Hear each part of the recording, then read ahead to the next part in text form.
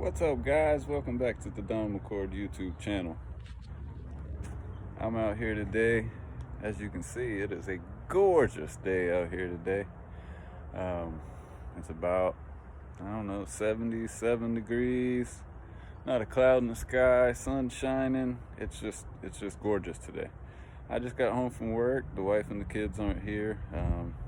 They had some errands to run and some things to do. So today, I'm gonna do some polishing.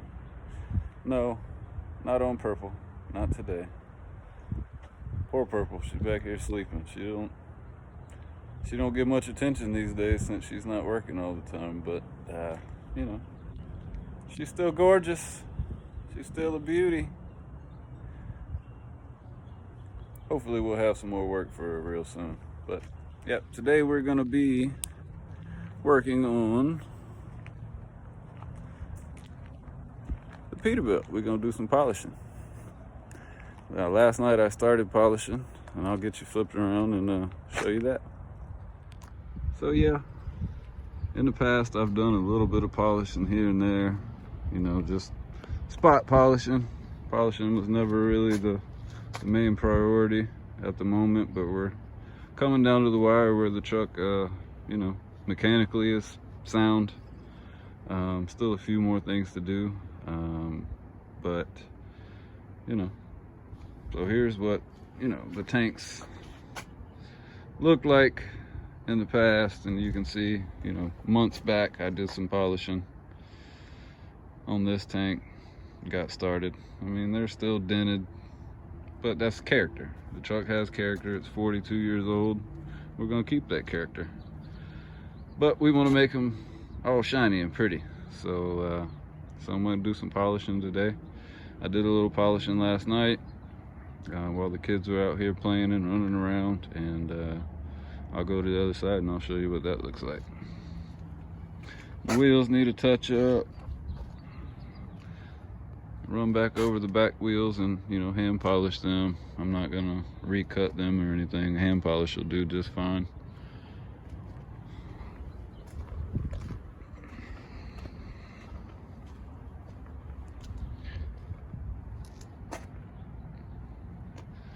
So I need to redo the battery box. I did that, I don't know, a year ago.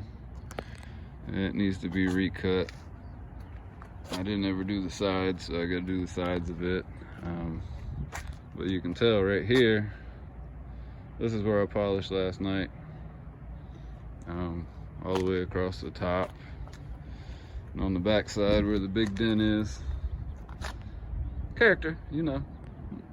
But it's shiny. And then you can see where I stopped right here.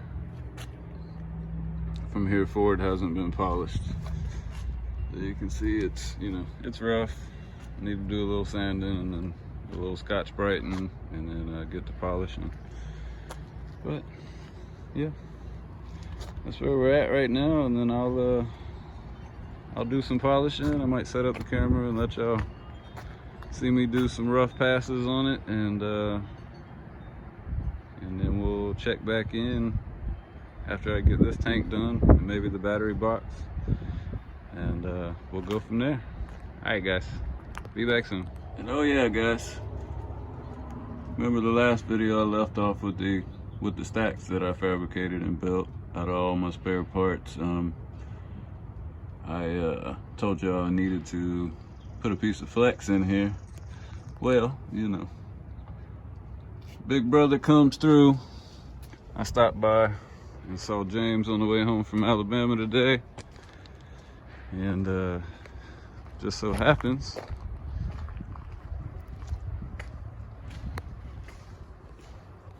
big brother hooked me up. He hooked me up with a piece of flex, a brand new clamp that was missing a couple nuts, and then a used clamp that still has lots of life left in it, because you can see they only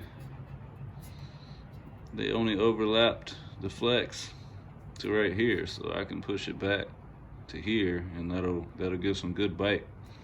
So maybe today, as the sun goes down, I'll rip that apart and I'll put this new piece of flex on.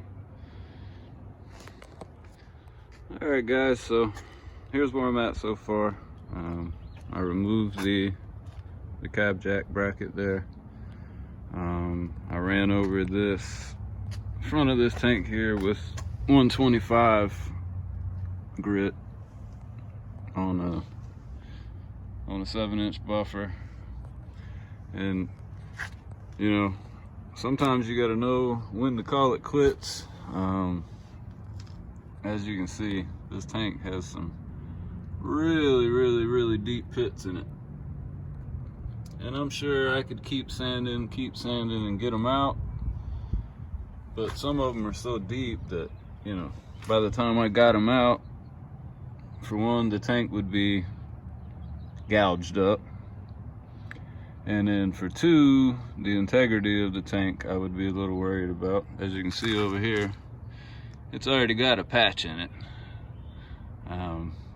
Obviously that happened whenever the side of this tank got flattened out a little bit, when somebody backed down the side of it or sideswiped something.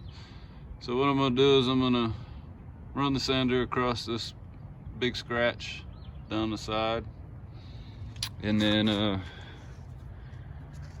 probably sand the backside, because of course it's not as bad,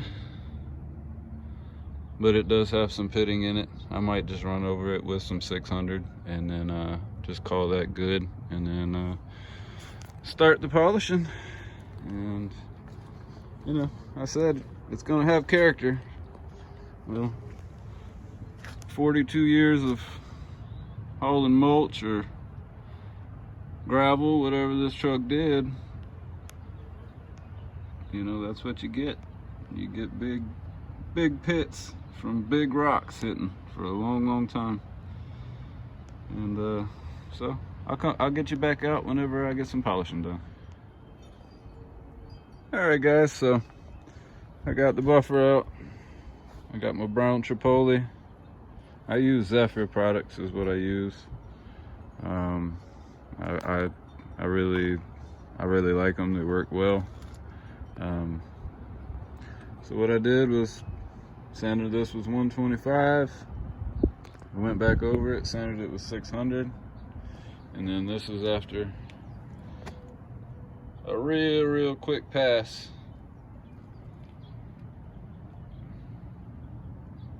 with the buffer. I mean, I'm no professional, but when you look at that compared to that, you know, is a major improvement, and that's what we're going for after all. So I'm gonna keep on working on this, and I'll show you in just a little bit. All right, guys, so it's about 10 minutes later, and here's what we got so far. Now, this hasn't had any of the excess rouge wiped off or anything like that. As you can see, even where the heavy pitting is, you know, it still comes out as a shine. And you can see my reflection in it. You know, it's just not gonna be as pretty as, say, you know, when I get done with this flat area that's not pitted. So basically I've just been working my way around, starting to cut in. I wanted to dip down into that really damaged area just to show y'all, you know, that even because your tanks are damaged and are pitted heavily, doesn't mean you should call it quits on them and say, hey, you know, they're not worth polishing. Because, I mean, look at that. It's definitely worth, from 25, 30 feet, you're not going to see that. You're going to see shine is what you're going to see. So to go from this to this, you know, I think that's a lot better myself. You can see as the tank gets in better shape and it doesn't have all the pitting towards the inside, towards the frame, you know, it gets smoother and smoother. And this is just a rough pass. One time, I haven't run over anything, I haven't, you know, wiped off any excess rouge. So yeah, I'd say it's gonna look nice when it's all done. As you can see, I polished up this tank's character,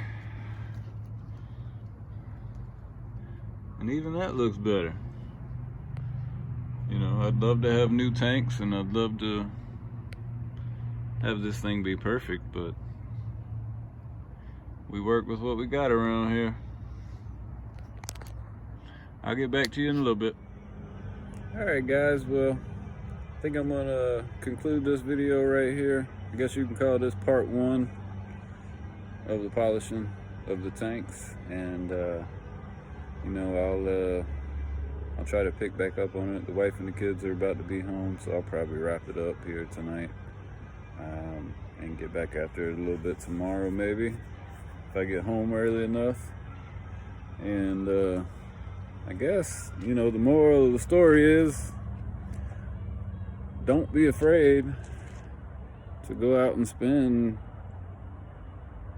I think my first polishing setup that I had cost me $60 for a block of rouge, a wheel, and a Harbor Freight, you know, buffer. It's not hard. Don't be afraid to do it. Just do it. You're not gonna hurt them, especially if they're in as rough shape as that, or if they're going from that's never been polished to over here on the driver's side.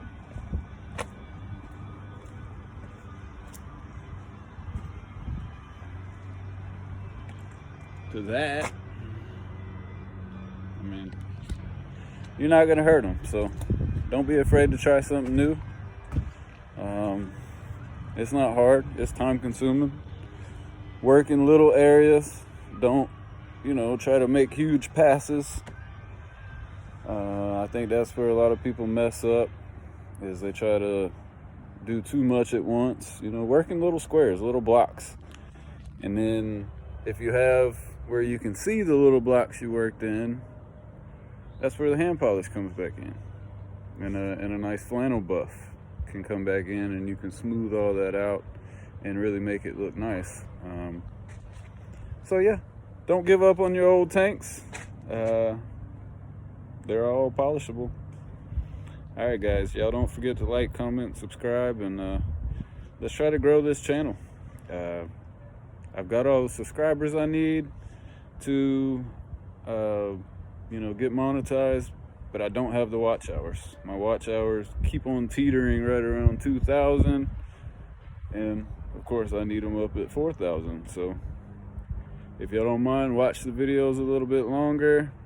You know, play them in the background. You ain't even got to listen to me talk. You know, I know I'm boring, but if y'all would, please, you know, please continue to watch. And all the faithful guys that I do have, I really appreciate you guys. Y'all are the best. Y'all are very loyal, and you know, I'll see you on the next one. Bye.